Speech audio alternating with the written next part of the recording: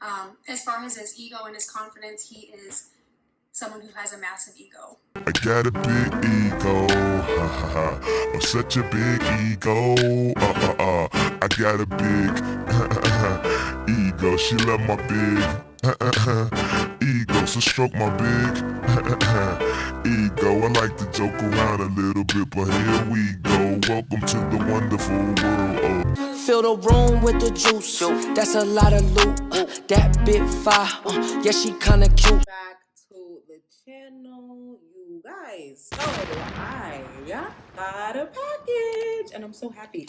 Look what I bought off Amazon for literally $25 for both. And you guys know I always talk about the Anastasia, and I literally said it's ridiculous that you have to pay $20 for just one little thing, and then boom, it's a duo. It's like two, and it's only 20. It was only 25. So that's amazing. But this was my problem. Before I bought that, I had already went to the website. So now I am just ready to go in my eyebrow gear. You feel me? My eyebrow tools. So in today's videos, we are going to be watching my girl Desiree. Okay, we're about to be watching Kanye West and Kim Kardashian's astrology reading, relationship analyst. I am very curious about this one because I want to know what things can be in the birth chart depending on like mental illness, because I feel like I've seen a lot of similarities, if you will, in my birth chart along with some celebrities' birth charts who do have bipolar or some sort of mental illness or depression or something like that. I know that that has to do with the 12th house, or at least it can, just depending on if Saturn is there. But I don't know, that's just like me talking about my own placements. But anyways, let's hop in this video and let me see what I bought, because let me tell you, I'm looking at it and I'm confused. I don't know what this is. I'm like, what is this? Oh, I bought a brow pen. Is this not a brow pen? Oh, right, the brow pen just came out. Oh my gosh, y'all, this just came out. And it's basically like a little, like you can put little hairs, like little flicks, you know what I mean? So tomorrow, hopefully my eyebrows will be looking completely different, because I really want to start looking more natural. Like that is something I'm really going for, and to do that, I have to not be just putting these on, you know what I mean? I kind of got to make them look, wow, that is like, look at that. Ooh, it is so like fine. I wish y'all could see. It's so, wow. Wow. I am excited. I will put links in the description if you're interested. Anyways, Kim Kardashian. This is 12 minutes, guys, so go get you a little snack, whatever you are, whatever time it may be. Okay? I should have been there. I don't know what it is about that dang song. Like, My name is Desiree with the Astrology. Desiree. Thanks for watching. I just love it. It's going to be a relationship reading on Kim Kardashian and Kim Kardashian West. Isn't this girl just beautiful? Now, I Jesus. do in my relationship readings look at the individual charts, Gorgeous. synastry, and then the relationship chart to find out the meaning of the relationship, how they affect one another, why they might be attracted to one another, and issues that they may have. Okay. So please keep listening if you are interested. If you're interested in booking a reading with me, my link is in the description box. Don't forget to like this video, subscribe to my channel, and leave your feedback in a comment below. Now, Kanye West is a Gemini sun conjunct to Jupiter, opposite Neptune and Sagittarius, so he's a very imaginative, creative, expansive type of a person. He speaks his mind. He's not afraid of what people think of him. You know, he's a very optimistic person in that way, even though he does deal with some more mental, you know, things that can hold him down and emotional strain.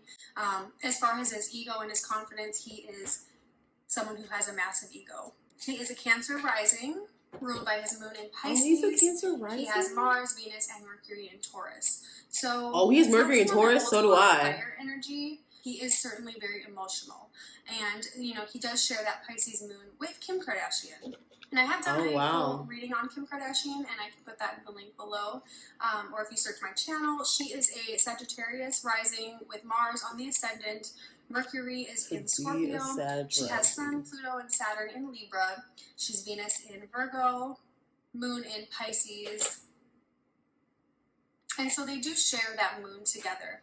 And you see that a lot in friendships, relationships that start out with as friends. Yep. People have the same emotional needs. They have the same emotional security. They understand each other on an emotional level. Mm-hmm. And, you know, that doesn't always translate to a romantic long-term relationship. Mm-hmm. In this couple's case, it did, because I think they started out as more friends in the beginning.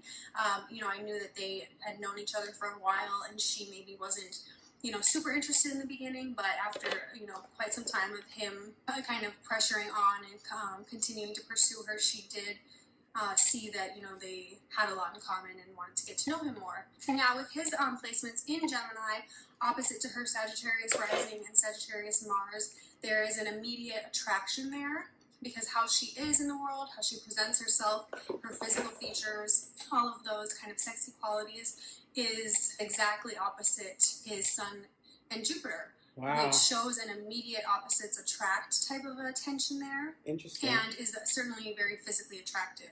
Now, he is a Gemini and she is a Libra sun, so that's also an easy aspect, having your suns in air signs, because you both have a strong need to communicate, to be very social, to be out and about, and it's just a very easy flowing energy.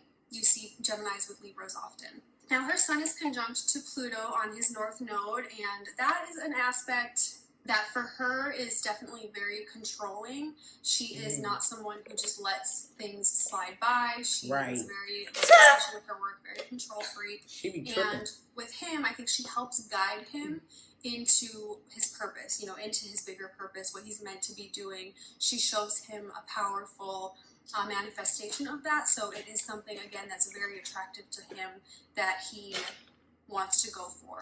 Interesting. And, you know, be around more often, because it helps him to grow as a person.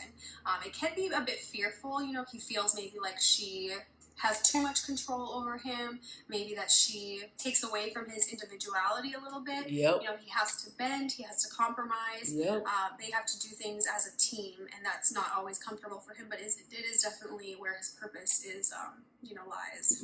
Now, her north node is in Leo, which is very close to his Saturn. You see this often in partnerships where one person is giving a lot to the other person to make their dreams come true.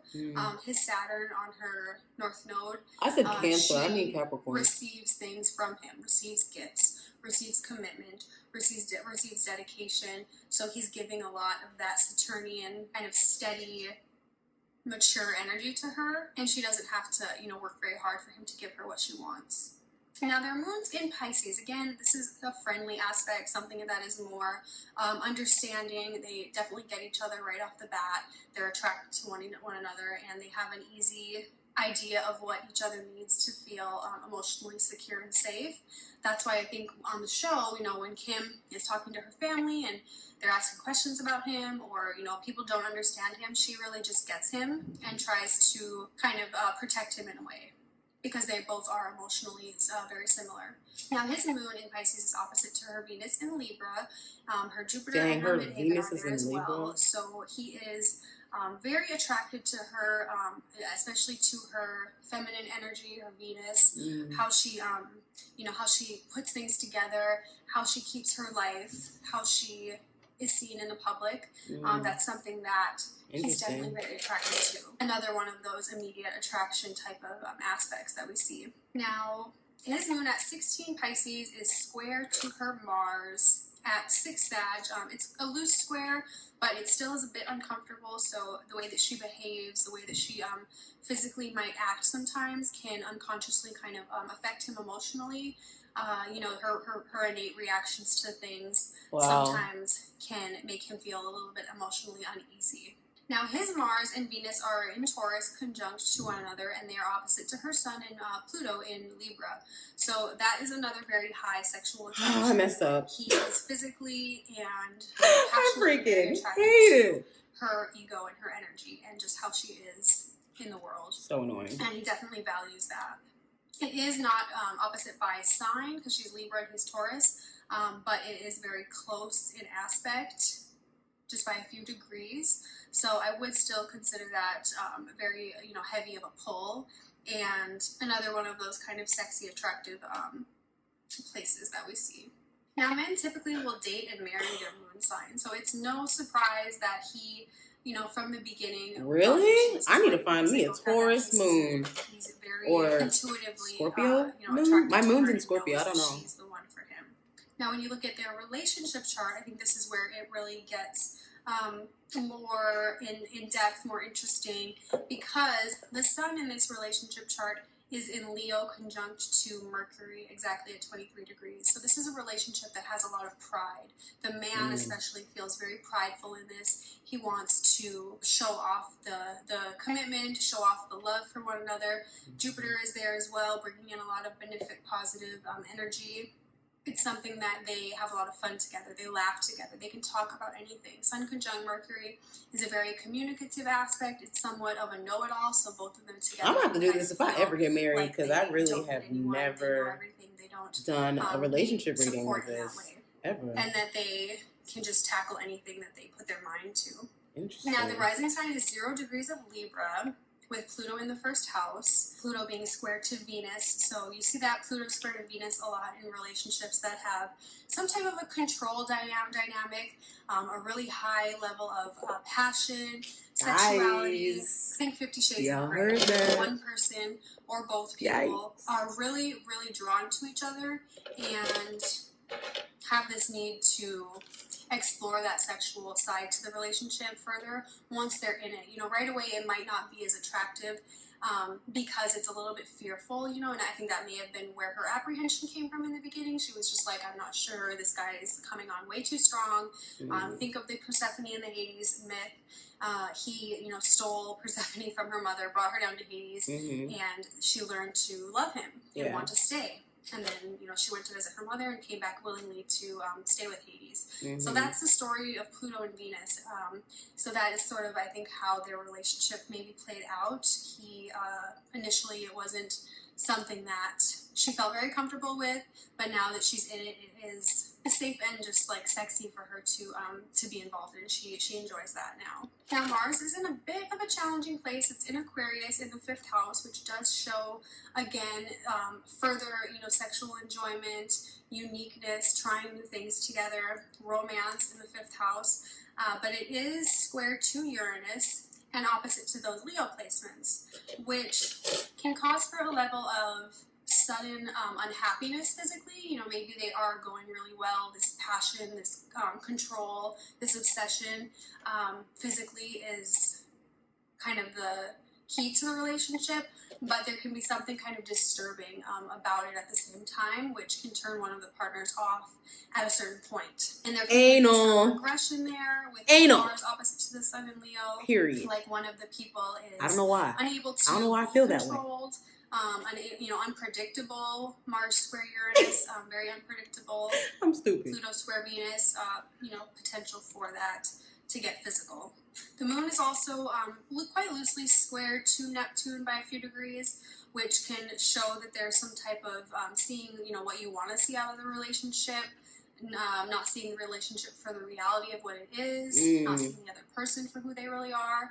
Moon is also square or conjunct to the South Node in Pisces in this relationship chart, which is not very forward motion. You know, they're kind of they're definitely able to build a lot of things together. I think that's quite obvious. They have good fortune in that area, but as far as what they both need emotionally, there's just more uncertainty there and kind of a regression, like a feeling of going backwards, like not where, you know, maybe not in a healthy way, maybe going backwards towards addictive behaviors, to mental illness, going to feeling a little bit emotionally uncomfortable in the relationship, so that you are regressing to some of these addictive or boundaryless types of behavior. Now Venus is on the midheaven, which shows that they are seen as a beautiful couple, a couple that has a lot of money, a lot of fortune, a lot of pleasures in life. They enjoy the pleasures of life, which is obvious. I think we all can see that. But that Mars, I think, and the moon conjunct to the South Node are where we see a lot of challenges for them. We do see Juno in the 1st house, which is the asteroid of marriage. So that is, I think, very important, indicative that, you know, this is a marriage relationship. It's not just a friendship or kind of a passing, fleeting type of partnership. It is more long-term. So I hope you guys enjoyed my reading here of Kim Kardashian West and Kanye West. Wow. If you're interested in a relationship reading, my link is below. And If I was in a relationship, girl, I would. I would. Let me shut up. Should have been.